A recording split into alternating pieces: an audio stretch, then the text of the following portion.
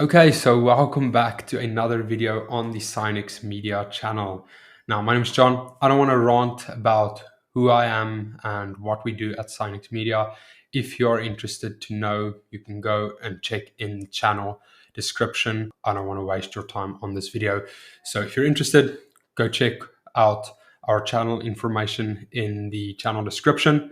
But other than that, let's get straight into this video. So today I'm going to talk about how to actually close your solar deals, right? Because if you can't close, if you don't have a good sales process to actually close your clients or your prospects, you're not going to make any money, right? You can have all the leads in the world, you can have all the appointments in the world, but if you can't actually close those deals, you're still not going to make a single dollar, right? So what I'm going to teach you today is a 3-step approach. Now, I know there's obviously different ways of doing this, but what I'm going to teach you is a 3-step approach. So the first step is really the discovery interview. So as I said in my previous video, you're going to book an appointment with your lead. Now, let's say you generated a lead with a paid ad. They're obviously going to click on the ad, fill out a form or whatever, depends on the type of ad you run. Then you're going to call them and you're going to try and set an appointment with them.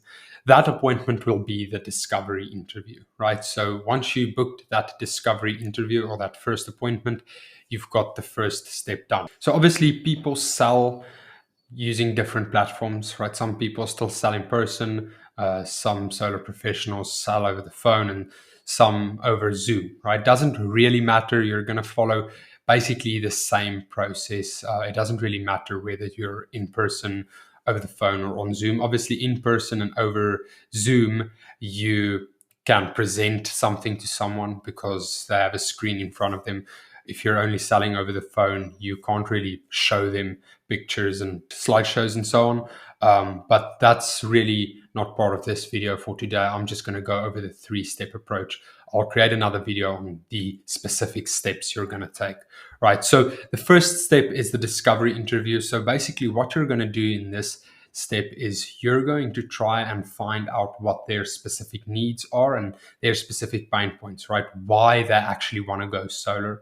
And then you're going to decide what will be the best solution for them. Now, in the discovery interview, it is also very, very, very important that you build trust and rapport with your prospects, because at the end of the day, you have to remember that these homeowners will ultimately buy into you, their trusted advisor, not so much into the system, because most of them don't really understand the technical aspects of a solar system. They trust you to design the best system for their specific needs. So if they don't trust you, you can present the best system in the world to them, but they're still not going to buy from you because they don't trust you and they don't really care about the technical aspects of the system, because they want to trust you. They want to believe that you're going to design the best system for them. So you need to build trust and rapport with them. I know I've said this a few times, but that's very, very important. You have to do that in this discovery interview. Otherwise, you're going to have a very hard time going through the rest of the process.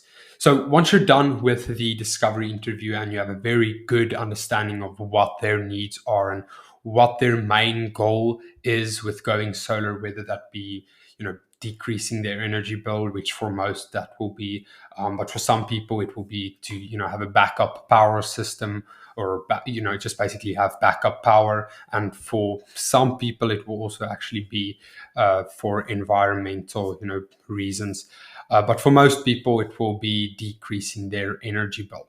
So once you have a good understanding, obviously you have to delve a bit deeper than just that. But once you have a very good understanding of why they want to go solar and their specific situation, you can go to the next step, which is pitching them.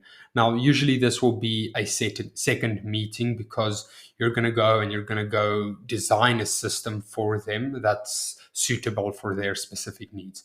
You're going to take notes while you talk to them, and when you go home, you're going to make sure that the system you design for them is suitable for their specific needs and is basically tailored to what they want, right? So once you've done that, you can go to the next step, which is the pitch. And that's basically where you're going to pitch this system that you have designed for them to them. So obviously, we're assuming you already have trust, you've already built trust and rapport with them, and you have a good understanding about them, and you have designed a system that is tailored to their specific needs. So, in this step, you're going to show this system to them, you're going to hammer on their specific pain points. So, this is very important.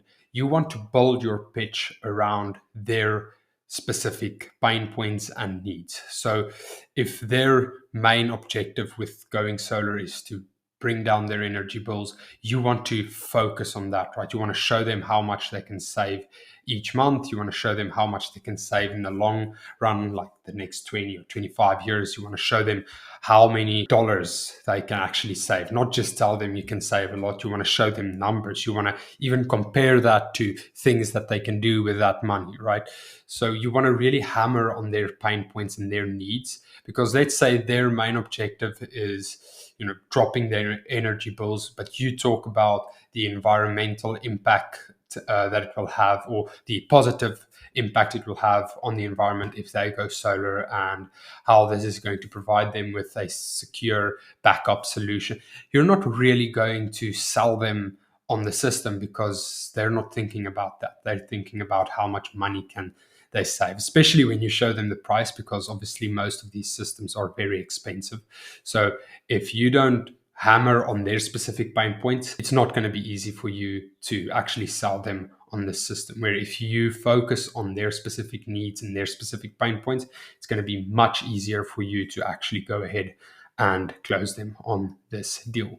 So that's the second step. And then the third step is super important. I don't want to say one of these steps are more important than the other, but the third step is unfortunately one of the steps that a lot of sales professionals slack on, and that is follow up and actually closing the deal. Because most of these homeowners are not going to close on your second meeting, which will be the pitch. Most of them will need some time to think about it and review other quotes that they've received from other solar professionals. You have to keep that in mind, that most of the people you're talking to have already received quotes from other people as well. And if you're not standing out above those people, they're not going to work with you. You don't have to have the cheapest price, but as I said, you have to have trust with them and rapport, and you have to be the person that stands out to them. You have to be the person that stands out. Your deal obviously needs to be good as well, but it's not as much about that. But we've already discussed that part. So the third step, you have to follow up with them after your pitch. You have to follow up with them every 48 hours. Now, I know that sounds like a lot. Obviously, if they tell you no, then stop. But you really want to follow up with them every 48 hours until you get a definite answer from them, either yes or no. You don't want to leave them to come back to you, because they're probably not going to get back to you. And if they do, they're probably going to tell you they decided to work with someone else. Now, your follow-up shouldn't be annoying and robotic. You should try and add value with your follow-up. So a good example is, let's say you find some article about increasing energy bills. You can send it over to them and you can tell them, hey, I found this article. I thought this might be valuable to you. By the way, let me know if I can send over the paperwork so we can get this ball rolling. Something like that, right? You want to try and add value with each of your follow-ups. Call them, SMS, email, you can try different ways of following up with them, and just alternate a bit so it doesn't feel like a robot just calling them. Hey, do you want to go? Or hey, have you made a decision? Okay, I'll call you again. Hey, have you made a decision? You don't want to do that, right? You want to look like a real person that actually cares about them.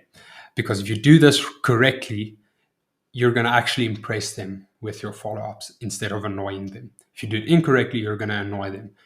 If you do it correctly, you're going to impress them and they're going to decide to work with you, because you're going to be top of mind, and they're going to see that you really care about them and that you're really doing everything in your power to make sure that they have full clarity on the next steps. So that's really the third step of this sales process.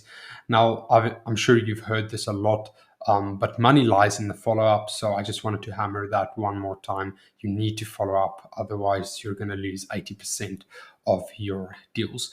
So I really hope that this video gave you some clarity on the steps that you should take when closing your prospect, or when you actually present your offer to your prospects. Now, I know there's a lot of detail that I can go into with each of these steps, but I want to keep these videos short and sweet. So I'll create more videos in the future where I go into more detail about each of these steps in the sales process. But I really hope that this helped. If you have any questions, please feel free to drop them in the comments. Once again, if you want to know more about me and Sinex Media and my company, you can go ahead and read about us in our channel description. There will be more information about us and what we do.